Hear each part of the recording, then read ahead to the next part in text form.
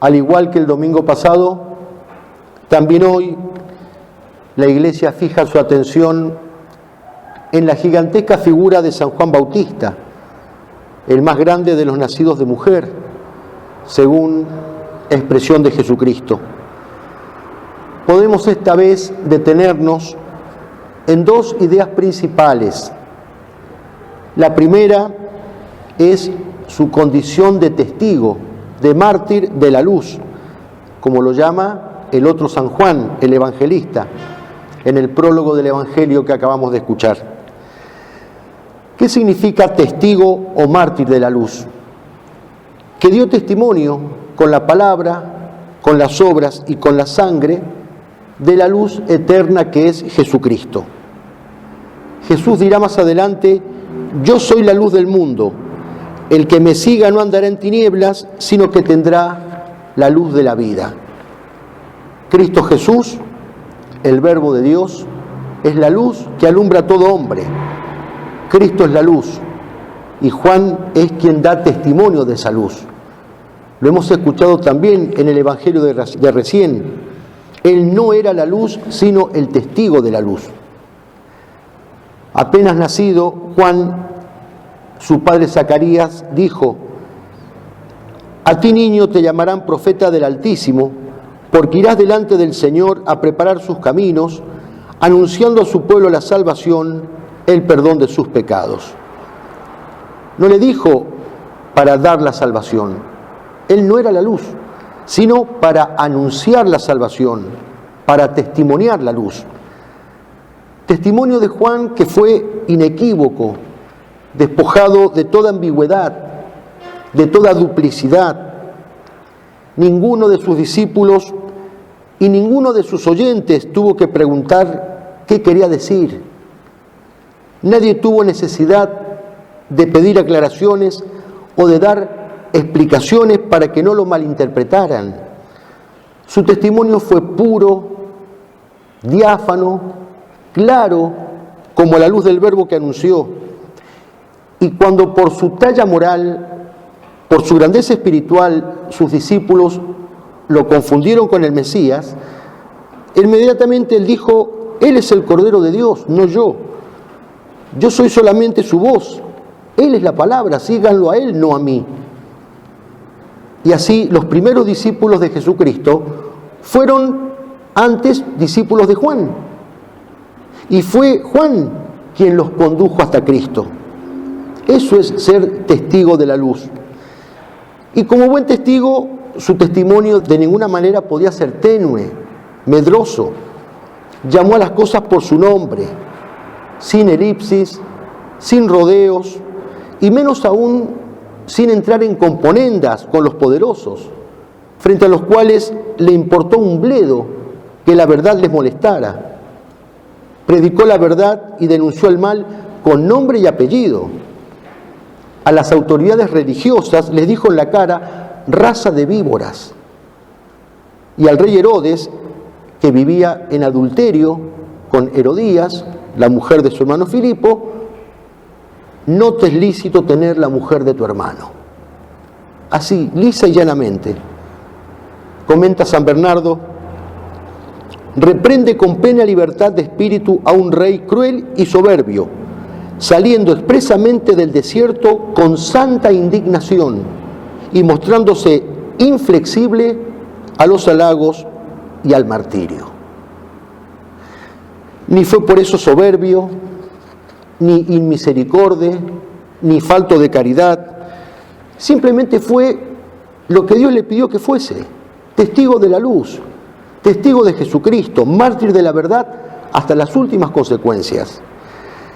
San Juan Bautista es un vivo reproche a la molicie, a la tibieza, a la cobardía. Es un vivo reproche al mutismo, al silencio pecaminoso, y un vivo reproche a la incoherencia de aquellos que se dicen católicos, pero que no viven como tales. El Adviento es el tiempo propicio para acudir a Juan y llegar a la Navidad con el alma limpia por la confesión. Sigue diciendo San Bernardo: si olvido mi pecado, soy un necio y un ingrato. Si lo conservo en la memoria, su recuerdo me acusará eternamente. ¿Qué debo hacer? Acudir a Juan y escuchar su palabra de alegría y de misericordia, su mensaje de gracia, su promesa de perdón y de paz. Este es el Cordero de Dios que quita, que carga el pecado del mundo. Juan dio testimonio con sus palabras y con su vida, y para gloria suya y de la verdad proclamada por él, rubricó ese testimonio con la efusión de su sangre. Testigo, mártir de la luz. Y la segunda idea que podemos destacar es su premura, su santa impaciencia porque los hombres conozcan y amen a Jesucristo. En medio de vosotros hay uno a quien no conocéis, viene después de mí, y al cual yo no soy digno de desatar la correa de su sandalia. En medio de vosotros hay uno, con mayúsculas, que no conocéis. Qué estremecedora vigencia tiene este mensaje. Qué pavorosa actualidad.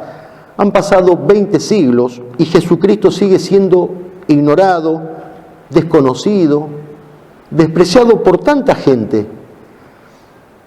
En su discurso dirigido a los hombres de Acción Católica, el 12 de octubre de 1952, dijo el Papa Pío XII: el enemigo se ha esforzado y se esfuerza para que Cristo sea un extraño en la universidad, en la escuela, en la familia, en la administración de la justicia, en la actividad legislativa, en el consenso de las naciones, allí donde se determina la paz o la guerra.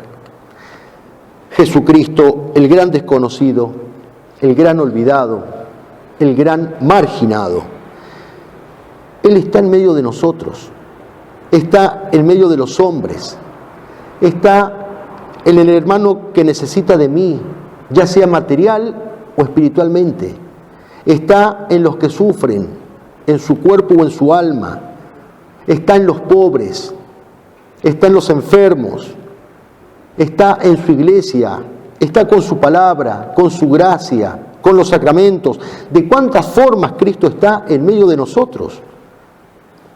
De un modo eminentísimo está en la Eucaristía. No de manera simbólica, sino verdadera, real y sustancial. A tal punto que no es algo lo que nosotros guardamos en el sagrario, sino alguien. Él está, porque así lo prometió. Yo estaré con vosotros todos los días, hasta la consumación de los siglos. Él está, pero ¿lo conocemos de verdad? Conocerlo significa conocer su persona, conocer su vida, su doctrina, sus criterios. Significa obrar según su voluntad. O sea, ¿qué haría Cristo en mi lugar? Si ante tal situación Cristo siente gozo y alegría, pues debo gozarme y alegrarme con Él. Si siente dolor y tristeza, debo dolerme y entristecerme con Él.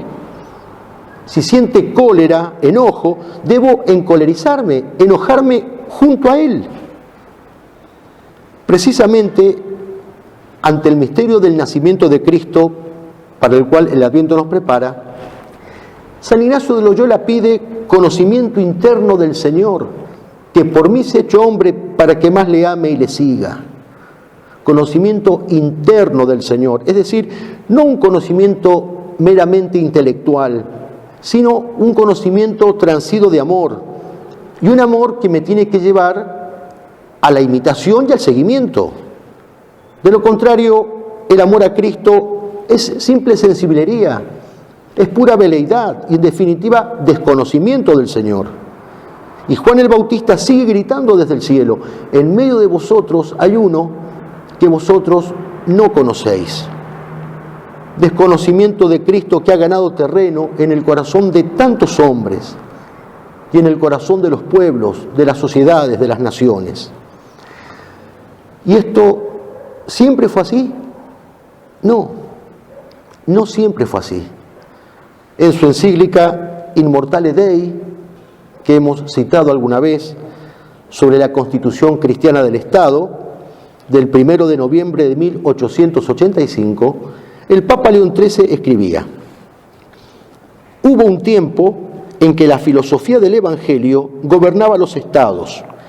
En aquella época, la eficacia propia de la sabiduría cristiana y su virtud divina habían penetrado en las leyes, en las instituciones, en la moral de los pueblos, infiltrándose en todas las clases y relaciones de la sociedad. La religión fundada por Jesucristo se veía colocada firmemente en el grado de honor que le corresponde y florecía en todas partes gracias a la adhesión benévola de los gobernantes y a la tutela legítima de los magistrados. El sacerdocio y el imperio vivían unidos en mutua concordia y amistoso consorcio de voluntades. Organizado de este modo, el Estado produjo bienes superiores a toda esperanza. Esa realidad de la que habla el Papa León XIII, esa realidad de ese tiempo pasado y glorioso, fue la cristiandad, la cual hace mucho tiempo desapareció. En medio de vosotros hay uno que no conocéis. Faltan pocos días para la Navidad. ¿Cómo podemos celebrar el nacimiento del Señor? ¿Cómo podemos celebrar el cumpleaños de quien no conocemos? Pidámosle a la Virgen y a San Juan Bautista, el testigo de la luz, crecer en el conocimiento interno del Señor, que por mí se ha hecho hombre, para que más le ame y le siga. Que así sea.